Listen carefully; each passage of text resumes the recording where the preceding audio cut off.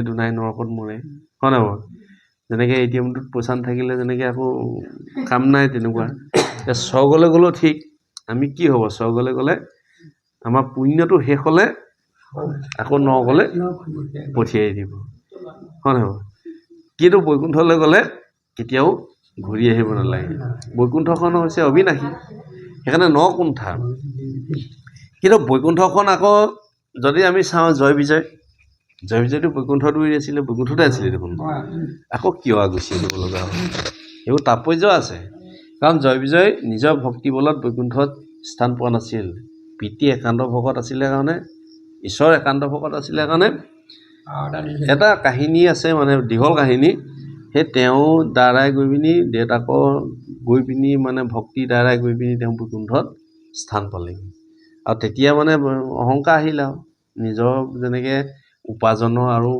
বেলেগৰ দেউতাকৰ উপাৰ্জনৰতো বহুত পাৰ্থক্য নহয় খৰচ কৰিবলৈ ভয় নকৰে তেনেকৈ নহয়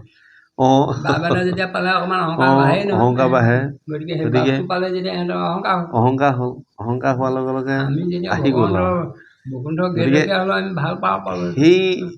গতিকে সেইকাৰণে পুনৰ খহি আহিব লগা হ'ল সেইকাৰণে ইয়াতে কপিলৰ যোগেদি ইয়াতেই বৈকুণ্ঠ আছে ইয়াতেই স্বৰ্গ আছে ইয়াতেই নৰক আছে এতিয়া বৈকুণ্ঠখন কি নকুণ্ঠা মহাপুৰুষ শ্ৰীমন্ত শংকৰদেৱ গুৰুজনাই আমাক বৈকুণ্ঠখন দেখুৱাই থৈছে বৈকুণ্ঠখন আছে 14 ভুৱনৰ বাহিৰত অতল বিতল সুতল ৰসাতল তলাতল মহাতল ভূলোক ভুৱলোক স্বৰ্গলোক জনলোক তপলোক এনেকৈ 14 ভুৱনৰ বাহিৰত আছে বৈকুণ্ঠ কিন্তু মহাপুৰুষ শ্ৰীমন্ত শংকৰদেৱ গুৰুজনাই আমাক বৈকুণ্ঠৰ মানে আমাক আসনৰ যোগেদি দেখুৱাইছে সাতখলপীয়া আসনৰ যোগেদি দেখুৱাইছে এতিয়া সাতখলপীয়া আসনখন আমাক এই তাৎপৰ্যটো এটাই দেখুৱাইছে ইয়াত প্ৰতিটো খাপতে আমাক বহুতো উদাহৰণ আছে তাত গতিকে সেইকাৰণে আমাক এই কথাখিনি বৰ দীঘললৈ যাবগৈ অলপ চমুকৈ আনিছোঁ আৰু মানে তৎকালি হোৱা যে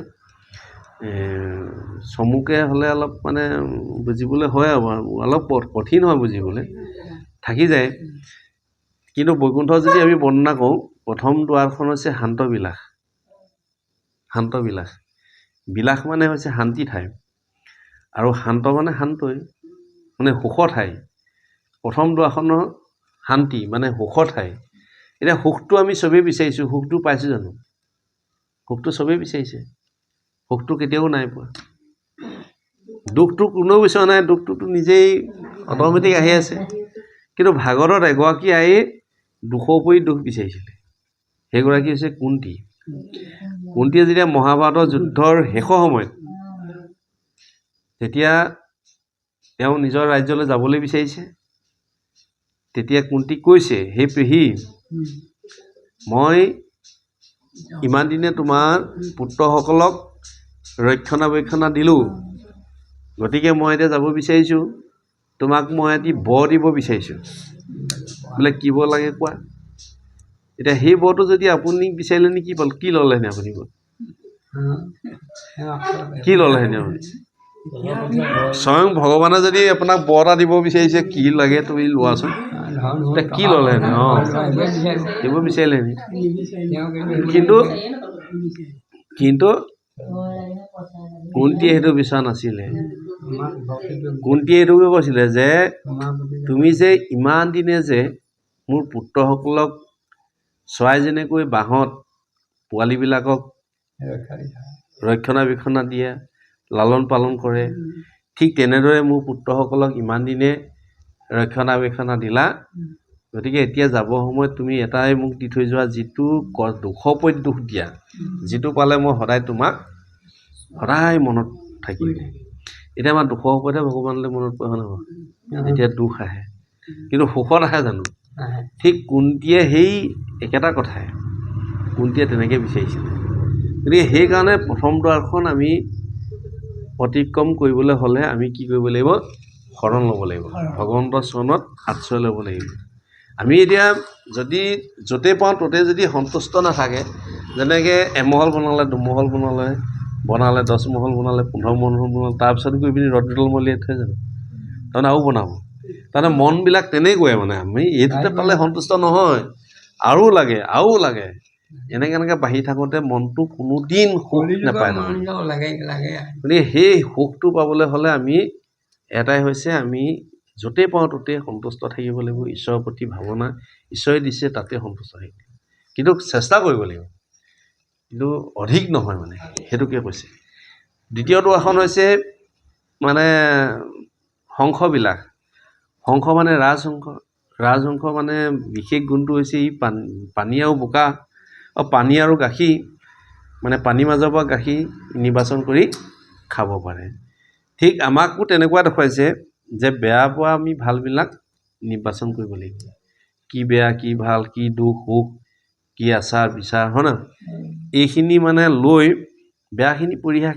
কৰি ভালখিনি ল'ব লাগিব তেতিয়াহে এই দুৱাৰখন আমি অতিক্ৰম কৰিব পাৰিম তাৰপিছত আছে চেতবিলাক চেত মানে বগা হৈছে সত্য প্ৰতীক শুদ্ধ প্ৰতীক আমি সদায় বগা দেখিব লাগিব শুদ্ধ দেখিব লাগিব কেউপিনি বগাই দেখিব লাগিব শুদ্ধ দেখিব লাগিব তাৰমানে আমাৰ ভাৱনাটো যদি অশুদ্ধ হয় তেতিয়া আমি আনক অশুদ্ধই দেখিম ভাৱনাটো শুদ্ধ হ'লে ভাৱনাটো মানে চবকে আমি শুদ্ধই দেখিম যেনেকৈ এখন যদি ক'লা চশমা পিন্ধে ক'লাই দেখিব ৰঙা পিন্ধিলে ৰঙা দেখিব হয় নহয় চশমাখনৰ ওপৰত ৰঙৰ ওপৰতহে নিৰ্ভৰ কৰিব আপোনাৰ গতিকে এদিন মানে সেই কাহিনীটোকে এদিন মানে ব্যাখ্যাকাৰ এজনৰ পাঠকৰ মাজত আলোচনা চলি আছে তেতিয়া ব্যাখ্যাকাৰজনে কৈছে তেতিয়া অশোক বনৰ মানে বৰ্ণনাখিনি ওলাইছে অশোক বনত যিবিলাক ফুল আছিলে সেই ফুলবিলাক বগা তেতিয়া হনুমানে তাত ছদ্মবেশ ধাৰণ ধৰি আছিলে তেতিয়া ক'লে যে মই অশোক বনত নিজে আছোঁ ফুলবিলাক ৰঙাহে আছিলে তেতিয়া মানে ব্যাখ্যাকাৰজনে কৈছে হে হনুমান তুমি তাত আছিলা সঁচা যেতিয়া ৰাৱণে সীতাক হৰণ কৰিছিলে তুমি তাত আছিলা আৰু তোমাৰ সেই দৃশ্যটো দেখাৰ লগে লগে তুমি চকুৰ মানে খঙত চকু ৰঙা হৈ গ'ল আৰু গোটেই তুমি ফুলবিলাকে ৰঙা দেখিলা গতিকে সেইকাৰণে আমাৰ ভাৱনাবিলাক যেনেকৈ আমি ভ্ৰমত বহুত কিবা কিবি দেখি যাওঁ ঠিক আমাৰ ভাৱনাবিলাক শুদ্ধ হ'ব লাগিব এতিয়া এনেকুৱা এটা হয় মানুহ এজন পোৱাৰ লগে লগে বা ভকত এজন পোৱাৰ লগে লগে আমাৰ কথাবিলাক কি হয় প্ৰথম বেয়াটোহে কথা ওলায় হয় নহয় কথাটো বেয়া তেওঁ কি কি গুণকেইটা বেয়া সেই কথাটোহে ওলায় কিন্তু ভকতজনৰ সেইটো নহয় উত্তম ভক্তজনৰ ইয়াতে লিখা আছে যে তেওঁ গোটেই 100টা গুণৰ ভিতৰত বেয়া গুণৰ ভিতৰত 90টা মানে 99টা বেয়া গুণৰ ভিতৰত তেওঁ এটা গুণো যদি ভাল আছে সেই ভাল গুণটোহে তেওঁ প্ৰচাৰ কৰিব সেইটোকে তেতিয়াহে আমি সেইখন দুৱাৰ আমি অতিক্ৰম কৰিব পাৰিম আৰু এনেকৈ গৈ শেষত আছে কি আছে সাতখলপীয়া হাত মানে শেষত হৈছে গোলোকধাম গো মানে বেদ লোক মানে স্থান সেইকাৰণে কপিলৰ যোগেদি মাতৃ দেৱহতীক 9বিধ ভক্তি দেখুৱাইছে এতিয়া আমি ভক্তি কথা কেইটামান কৈ সামৰণি এতিয়া 81বিধ ভক্তি নিগুণ ভক্তি মানে সগুণ ভক্তি দেখুৱাইছে তাৰ মাজত 9বিধ শ্ৰেষ্ঠ কৰিছে এই 9বিধৰ ভিতৰত আকৌ কোনে কোনে কি পালে এইটো দেখুৱাইছে এ নাৰদে কৰিলে হৰি কীৰ্তনত ৰতি পৰিশিৰে শ্ৰৱণত লভিলা মুকুতি প্ৰহ্লাদে স্মৰণ ভক্তিত ভৈলা পাৰিষদ অম্বৰীষে পাইলে গতি হে বিহৰিপদ ৰাম ইন্দ্ৰদ্যুম্ন অচিলন্ত কৃষ্ণ চৰণত অসুৰে বন্দনা ভক্তি ভৈলা মাধৱত বলি ৰজাই ব্ৰাহ্মণত আত্মনিবেদিলা উদ্ধৱে নাশত কৰ্ম কৃষ্ণত কৰিলা কৃষ্ণ হমে কৰিলন্ত অৰ্জুনে সহিত এহি নৱবিধ ভক্তিত ভৈলা বিদিত এতিয়া ভক্তিৰ ভিতৰত নাৰদে কীৰ্তন কৰি অহৰ্নিশে ৰাম ৰাম ৰাম ৰাম কৰি নাৰায়ণ নাৰায়ণ কৰি পিনি তেওঁ ভগৱন্তৰ চৰণত ঠাই পাইছে পৰীক্ষিতে শ্ৰৱণ কৰিলে 7 দিন 7 ৰাতি শ্ৰৱণ কৰি তেওঁ ভগৱন্তৰ চৰণত গতি পাইছে। ইন্দ্ৰদুম্ন অচিলন্ত, ইন্দ্ৰদুম্ন কোন আছিল? গা আৰু গজেন্দ্ৰ পাইছে নহয় আপোনালোকে? গজেন্দ্ৰ ইন্দ্ৰদুম্ন ৰজা হৈ সাপত আহি পিনি মানে গা হৈছিলে, গজেন্দ্ৰ হৈছিলে। যেতিয়া গাহে ধৰিলে, গাহে ধৰাৰ লগে লগে সুন্দেবেৰে পদ্মগুটৰ ওপৰক তুলি গজেন্দ্ৰে শৰণ লৰিলে তাহি হৰি বুলি। শুনি ছিগিয়ে চৰি তুমি গৰুৰ স্কন্ধে, ভকতক ৰাখিবা আহিলা প্ৰভুলে। হয় নাই বাৰু? তেতিয়া ভগৱন্তই তেওঁৰ চৰণত মানে গাহক মুখ কাটি তেওঁ টোপনি হৈছে নাই মানে লাভ পাইছে। বলি ৰজাই ব্ৰাহ্মণতো আত্মনিবেদিলা। বলি ৰজাই কি কৰিলে? নিজৰ গুৰুকো ত্যাগ কৰিছে। হয় নাই বাৰু? গুৰুক কেনেকে ত্যাগ কৰিলে? কৈছিলে যে তুমি এজন হ'লে স্বয়ং ভগৱান, তুমি তিনিপদ ভৰি তুমি দান নিদিবা, তুমি তেওঁক যদি দান দিবলৈ বিচৰা তোমাক গোটেই শেষ কৰিব। কিন্তু বলিয়ে গম পালে যে স্বয়ং যে ভগৱন্তই যেতিয়া মোৰ ওচৰত বিচাৰিছে, মই সেই বুলি কৈ তেওঁ ভাবি তিনিপদ ভৰি দান দি দিলে, গুৰু কথা অমান্য কৰিলে। সেইকাৰণে ভাগৱতত সিদ্ধান্ত দিছে, গুৰু ত্যাগ কৰিলা বিৰোচন নন্দন, ভাতৃগ ত্যাগ কৰিলা ৰাক্ষস বিভীষণ, প্ৰহ্লাদে ত্যাগ কৰিলা আপোনাৰ পিতা, প্ৰভু ভগৱন্তই তেজিলে নিজ মাতা, গোপীগণে স্বামীগ ত্যাগ ভাগৱতে শুনি, সৰ্বদেৱ ত্যাগ কৰিলা ভিগু আদি মুনি। গতিকে গুৰুক ত্যাগ কৰাৰ কাৰণে বলিয়ে কি হ'লগে? ভগৱন্তৰ চৰণত ঠাই পালেগে। তিনিপদ ভৰি যেতিয়া দান দিলে, হয় নাই বাৰু? শেষত গৈ মূৰটোকে পাতি দিলেগে। গতিকে সেইকাৰণে গুৰুকো ত্যাগ কৰিবলৈ কৈছে। যদি আমাৰ ককাই ভাইটো দুয়ে কথা, ভক্তি যদি বাধা দিয়ে, ভক্তিটোৱে শ্ৰেষ্ঠ, ভক্তিৰ বাহিৰে আৰু কোনো একো নাই। সেই হৈছে স্বামী। আমি এতিয়া ভাবিছো যে এইজনহে স্বামী, স্বামী নহয়। স্বামী মানে ভগৱন্ত স্বামীৰ কথা কৈ আছে আমাক।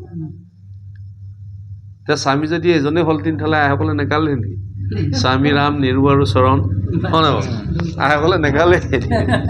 হে, গতিকে সেইজন স্বামী নহয়, এইজন স্বামী যিজন অনন্ত কোটি ব্ৰহ্মাণ্ড হৰি অধিকাৰী, তেওঁৱেই মানে সৃষ্টিকৰ্তা, তেওঁৱেই পাপ বিনাশক, তেওঁৱেই মহাধন পৰকালবিদ, তেওঁৱেই ভৱসিদ্ধিদায়ক।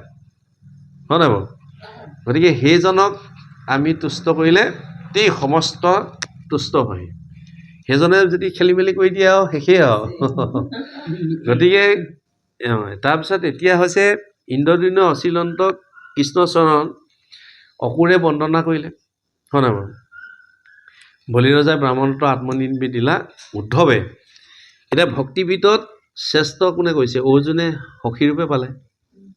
খাওঁতে বওঁতে শুওঁতে নয়নে সপোনে সখী ৰূপত লাভ কৰিছে, ভগৱন্তৰ চৰণত ঠাই পাইছে। একেবাৰে ভক্তিবিদত শ্ৰেষ্ঠ কোনে কৰিলে? উদ্ধৱে। খাওঁতে বওঁতে শুওঁতে নয়নে সপোনে কেৱল ভগৱন্তৰ চিন্তাই কৰিলে। ভগৱন্তই যিবিলাক উচ্ছিষ্ট আহাৰ এইবিলাক উদ্ধৱে সেৱন কৰে। সেইকাৰণে যাব সময়ত একমাত্ৰ উদ্ধৱেহে গম পালে যে তেওঁ বৈকুণ্ঠ এই ধৰাধাম এৰি বৈকুণ্ঠলৈ যে যাব, এই কথাটো উদ্ধৱে গম পালে। কিন্তু অৰ্জুনে যদিও সখীৰূপে থাকিলে তথাপিতো অৰ্জুনে গম নাপালে। সেইকাৰণে কৈছে যে তুমি যে পৃথিৱীৰ যে মানে এই ধৰাধাম এৰি যে তুমি বৈকুণ্ঠলৈ যাবা, এই কথাটো মই জানিলোঁ, গতিকে মোক তুমি তোমাৰ লগত লৈ যোৱা। তেতিয়া ভগৱন্তই কি বুলি ক'লে? তুমি আমি দুয়ো গৈলে মিলিব নথ, লুপ্ত হৈব জ্ঞান ইটো ভকতিৰ পথ, পিৰিবে দুজন কলি গুচিবে আচাৰ, শুইবে অধৰ্মতৰতি যতে ক প্ৰজাৰ। তুমি আমি যদি একেলগে যদি এই ধৰাধাম এৰি গুচি যাওঁ, তেতিয়াহ'লে ইয়াত ভক্তি ধৰ্ম লুপ্ত হ'ব। আৰু যেতিয়া ভক্তি ধৰ্ম লুপ্ত হ'ব তেতিয়া কি হ'ব? ইয়াত যেনেকৈ পোহৰ নাথাকিলে কি হ'ব? আন্ধাৰ আহিব। হয় নাই বাৰু? ভক্তি নহ'লে ইয়াত কি হ'ব? ধৰ্মই বিৰাজ কৰিব। গতিকে তুমি কিছুদিন থাকা, কি কৰিবা? মোৰ গুণানুকীৰ্তন প্ৰচাৰ কৰিবা। তেওঁক দায়িত্ব দি থৈ গৈছে। এতিয়া সেই দায়িত্ব মৰ্মে আমি আজি ভকতৰ ঠাইত ভকতসকলে যে শ্ৰৱণ কীৰ্তন কৰে সেই উদ্ধৱৰ সদৃশ হয়নে বাৰু ভকতসকলে তেওঁ গুণানামখিনি শ্ৰৱণ কীৰ্তন কৰে সেইকাৰণে দাস্যভাৱে তেওঁ পাইছে সেইকাৰণে দাস্যত কোন আছে ঈশ্বৰ আছে আমাৰ ইন্দ্ৰিয়বিলাকত প্ৰতিজন এজন দেৱতা আছে নহয় 14জন সাক্ষী আছে নহয় 14জন ইন্দ্ৰিয় হয় নহয় এই আশিতবাদিত্য নাকে অচিনি কুমাৰ জিভাত বৰুণ বাক্য বহ্নিৰ সঞ্চাৰ কণে দিশ চমে বায়ু ভুজে ইন্দ্ৰথিতি পদে বিষ্ণু গুহে মিত্ৰ লিংগে প্ৰজাপতি চিত্তে বিষ্ণুমূৰ্তি অহংকাৰ ৰুদথিত মনস্ত চন্দ্ৰমা বিধি আচন্ত বুদ্ধিত এই 14জনৰ প্ৰত্যেকতে আমাৰ ইন্দ্ৰিয়বিলাকত সাক্ষী ৰূপে আছে 14 সেইকাৰণে তুমি মোক ভাণ্ডা তোমাক মই ভাণ্ডো 14 সাক্ষীক ভাণ্ডিব নহ'ব হয় নাই আপুনি ভাবিছে মই দেখাই নাই নাই ইন্দ্ৰিয়ই চাই আছে কি কৰি আছে গতিকে সেইকাৰণে পদে বিষ্ণু গুহে মিত্ৰ পদত কোন আছে ভৰিত বিষ্ণু আছে সেইকাৰণে ভৰিখন ভকতৰ স্পৰ্শ কৰিব লাগে সেৱা কৰিব লাগে ভৰি ধুৱাব লাগে ভকত অহাৰ লগে লগে ভৰিখন ধুৱাব লাগে পানী লৈ পাদ্য আঘ্য পাদ্য মানে ভৰি ধোৱা পানী আঘ্য মানে মুখ ধোৱা গতিকে সেইকাৰণে নাম হ'লে পাঠ হ'লে বা ভকতজন দেখাৰ লগে লগে আনি পিনি ভালকৈ শুশ্ৰূষা আমাৰ ভোগ নালাগে বাৰু আমি সেইটো ভকত নহয় বাৰু সেই জ্যেষ্ঠ ভকতসকলক আনিলে সেৱা ধৰিব লাগে তাৰপিছত আহি ঘোষা গাব লাগে হয় নহয় বাৰু ঠিক তেনেকুৱা সেই চৰণত মানে বিষ্ণু আছে তেতিয়া ভগৱন্তৰ গতি লাভ কৰি দিব পাৰে গতিকে এই 9বিধ ভক্তি মানে গুৰুজনাই দেখুৱাইছে কিন্তু তাৰ মাজত কপিলৰ যোগেদি মাতৃ দেৱহূতিক মাত্ৰ 2বিধ শ্ৰেষ্ঠ কৰিছে শ্ৰৱণ আৰু কীৰ্তন শ্ৰৱণ মানে শুনা কীৰ্তন মানে গোৱা এতিয়া ইয়াত তাৎপৰ্য কেইটামান আছে এতিয়া শ্ৰৱণটো কেনেকৈ কৰিব লাগিব শ্ৰৱণটো এনেকুৱা ধৰণে একান্ত মনেৰে কায় বাক্য মনেৰে শ্ৰৱণ কৰিব লাগিব শুনিব লাগিব আকৌ এটা ল'ৰাক ধৰক এনেকুৱা ধৰণৰ আছে শ্ৰৱণটো যে এটা ল'ৰাক ক'লোঁ যে এই উপায় এই মানে ঘটিটো লৈ আছোঁ দেখিলে সি নানিলে কিন্তু সিটো শ্ৰৱণ কৰিছিলে সিটো শুনিছিলে হয় নাই বাৰু সি কিন্তু নানিলে এতিয়া শ্ৰৱণ হ'ল নাই বাৰু এতিয়া শুনাটো শুনিছিলে ন গতিকে সি পালন কৰিব লাগিব সেইটো এটা কথা এতিয়া শ্ৰৱণ কৰোঁতে যেনেকৈ মানে দ্ৰোণাচাৰ্যই যদি ভালকৈ শ্ৰৱণ কৰিলেহেঁতেন যে অস্বস্থমা হতইতি গজ যে অস্বস্থমা নামৰ এটা হাতীটোহে মৃত্যু হৈছে তেওঁ পুতেক মৃত্যু হোৱা নাই এই কথাটো যদি ভালকৈ যদি গম পালেহেঁতেন মই চমুকৈ কৈছোঁ কথাটো তেতিয়া হয়তো দ্ৰোণাচাৰ্যৰ মৃত্যু নহ'লহেঁতেন হয় নাই বাৰু ঠিক অভিমান্যু ঠিক তেনেকুৱা তেনেকৈ এই কথাখিনি কৈ থাকোঁতে মাতৃয়ে মানে শুনি আছিলে মাতৃ গৰ্ভতে তেওঁ শুনি আছিলে অভিমান্যুৱে তেতিয়ালৈকে বেহুত সোমোৱা কথাখিনি শুনি আছিলে যেতিয়া বেহুত ওলোৱা কথাখিনি অৰ্জুনে কৈ আছিলে কৈ থাকোঁতে মাক টোপনি গ'ল পাইছে নহয় নহয় গতিকে কি হ'লগৈ শেষত গৈ বেহুত ফচিব লগা হ'ল মৃত্যুবৰণ কৰিব লগা হ'ল সেইটো এটা শ্ৰৱণ গতিকে একান্ত মনে যদি শ্ৰৱণ কৰে নহয় যিটোকে হওক আৰু তেতিয়াহে ইয়াৰ লাভ কৰিব লাগিব কিন্তু কপিলৰ যোগেদি মাতৃ দেৱহূতিক মানে কৃষ্ণই অৰ্জুনক কৈছে তুমি কিন্তু মানে নিগুণ ভক্তি কৰিব লাগিব গোটেইকেইটা ভক্তিৰ ভিতৰত আকৌ একেবাৰে নিগুণ ভক্তি এতিয়া নিগুণ ভক্তি কাক কয় যিটো কামনা বাসনা নাই আৰে কামনা বাসনা নোহোৱাকৈনো মানে ভক্তি কৰিবনে কোনেনো কিবা কাম কৰিব কিবা ফল এটা ৰুলেও দেখোন হয় নাই বাৰু পুলি এটা ৰুলেওতো কিবা এটা আশা এটা কৰে হয় নাই বাৰু আৰু কামনা বাসনা নোহোৱাকৈনো কোনে অৰ্জুনে প্ৰশ্ন কৰিছে তেতিয়া কৃষ্ণে বোলে শুনা যদুৰাই নুখুজিলে ঈশ্বৰে আপুনি দেন্ত ফল যেন শিকো আতি চাৱা ভক্ষ্য নোখোজয় স্নেহে থাকি তথাপি মাত তিৰস্তন দেৱ।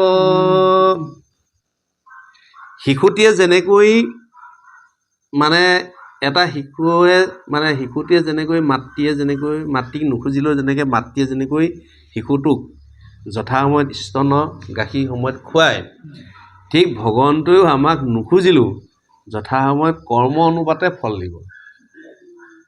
তুমি খুজিব সেই অৰ্জুন, তুমি মানে ফলৰ কাৰণে তুমি ভক্তি কৰিব নালাগে, তুমি সদায় নিগুণ ভক্তি কৰা, তুমি ফল আশা বাদ দিয়া, তুমি নুখুজিলেও মই ফল দিম, তোমাৰ কৰ্মতহে আছে অধিকাৰ, ফলত কেতিয়াও অধিকাৰ নাই।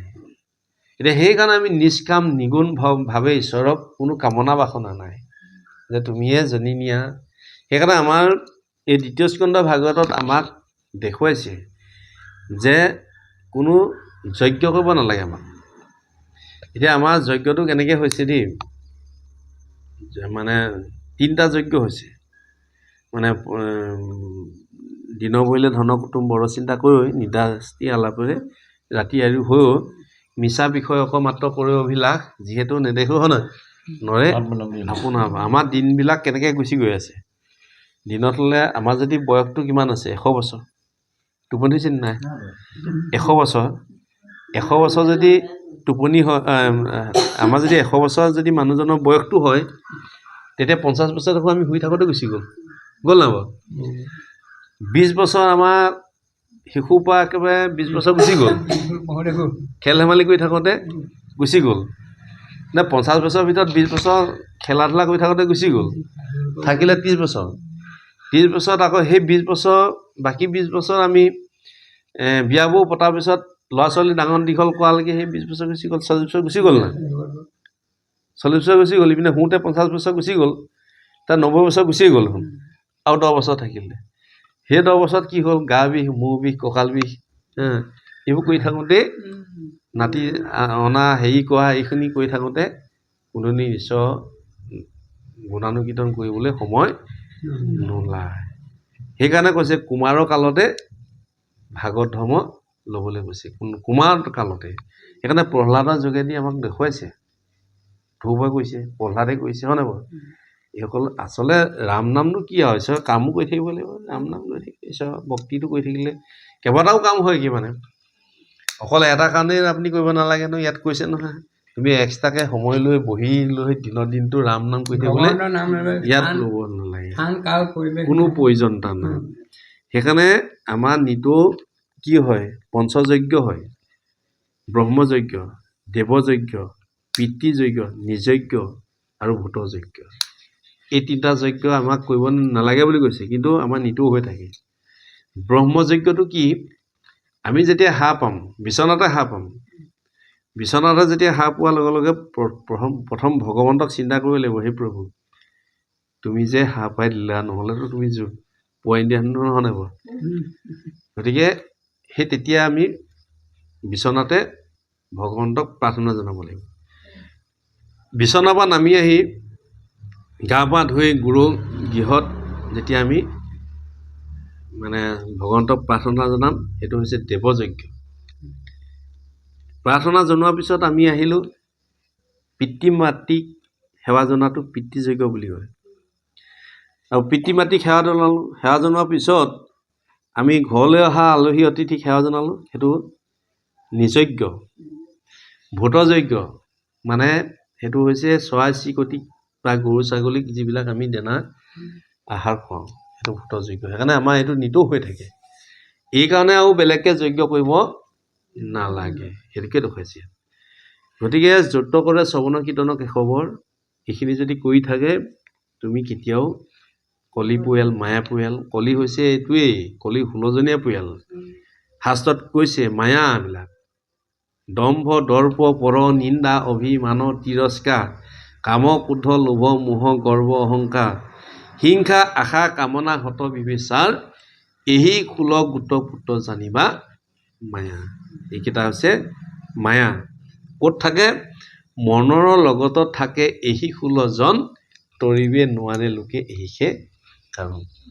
এইকেইটা যাৰ মনত থাকিব আৰু সি তৰিব নোৱাৰে, সি ভাল কথা কৈ থাকিলেও সি সাধুঙলৈও যাব নোৱাৰে, সদায় পৰচৰ্চা পৰনিন্দা এইবিলাকতহে হেৰিটো থাকিব। কিন্তু এইখিনি আমাক লাগিব ভক্তি হ'ল। এখন ঘৰ যেতিয়া আগবঢ়াই নিয়ে আপোনালোকেতো পাইছে আৰু কিমান জ্বলা। এখনে বিষহাৰী বুলি কৈছে, এখন সংসাৰখন বিষহাৰী। আমি যিটো ভাবি আছো সেইটো নহয়, বিষহাৰী।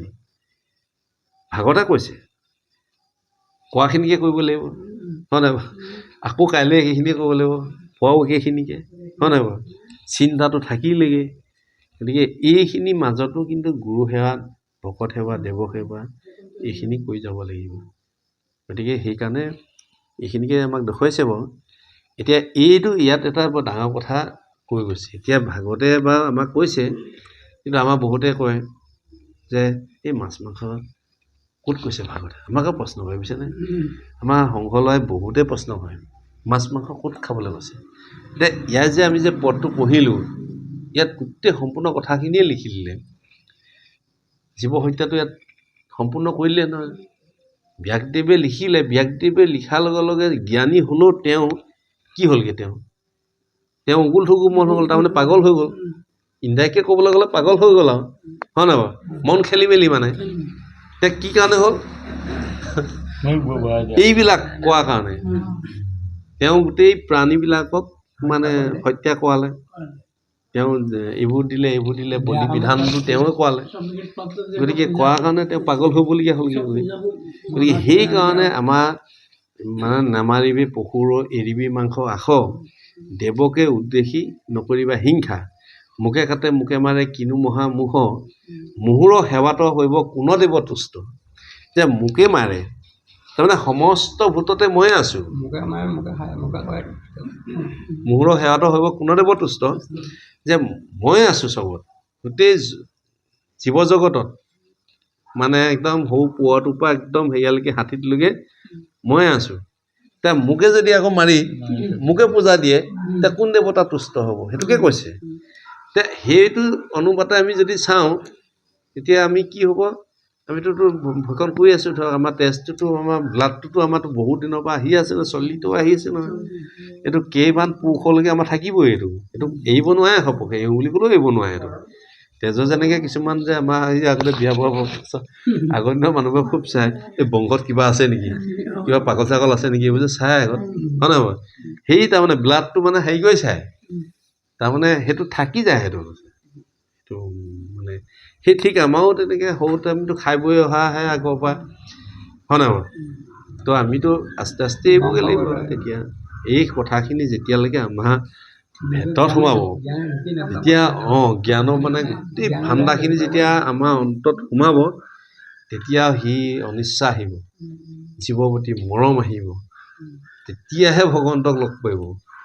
এতিয়া আমি ৰিহাৰ্চেল কৰি আছোঁ, অন্তিম সময়ত বুলি কৈছে আকৌ শেষত, পৰে বা পিছলে সৰ্বে বা দৰ্শনে ঈশ্বৰৰ নামটো আহিব লাগিব বুলিছে, হয় নহয়? ভৰত নামৰ এজন আছিলে, তেওঁ মানে ডেকা কালতে ঈশ্বৰক আৰাধনা কৰিবলৈ গুচি গ'ল বনলৈ।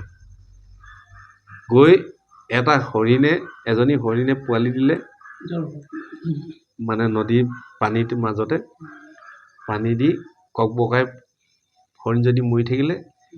পোৱালিটোক বচাবলৈ গৈ ঘৰতে মানে আনিলে, আনি খাওঁতে বওঁতে শুওঁতে নয়নে সপোনে অকল হৰিণটোকে দেখিবলৈ ধৰিলে।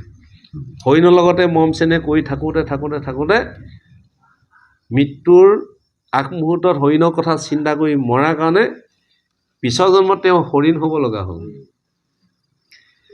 তাৰমানে হৰিণ মনিয়ানো লাগি গ'ল, হৰিক আৰাধনা কৰিবলৈ যাওঁতে মনিয়ানো লাগি গ'ল, হৰিণ হৈ পৰিলে, মায়া লাগি গ'ল। সেইকাৰণে কিন্তু হৰিণটোৱে কি কৰিলে? আকৌ খাওঁতে বওঁতে শুওঁতে নয়নে সপোনে সেই ৰজা নাম কৰি স্মৰণ কৰি মৃত্যু হোৱাৰ কাৰণে ৰহুগুণ নামৰ ৰজাজন জন্ম হ'ল। সেইকাৰণে কৈছে স্বৰ্গীয় নৰকে নৰ কি স্বৰ্গী, যাব লাগিছিলে কোনোবা ঈশ্বৰক আৰাধনা কৰিবলৈ গৈছিলে কোনোবা